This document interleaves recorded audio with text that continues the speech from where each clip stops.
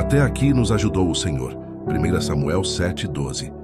E essa frase carrega tanta verdade, porque quando olhamos para trás e vemos tudo o que já enfrentamos, entendemos, não foi a nossa força, foi a mão de Deus que nos sustentou. Houve dias difíceis, noites silenciosas, lágrimas escondidas, mas o Senhor permaneceu fiel em cada detalhe.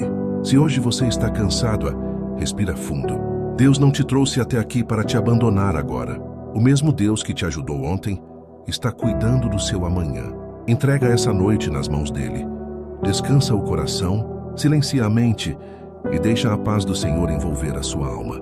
Que essa noite seja de descanso verdadeiro, de esperança renovada e de confiança no agir de Deus. Que o medo se transforme em fé e a inquietação em tranquilidade. O Senhor está no controle de tudo. Em nome de Jesus, amém.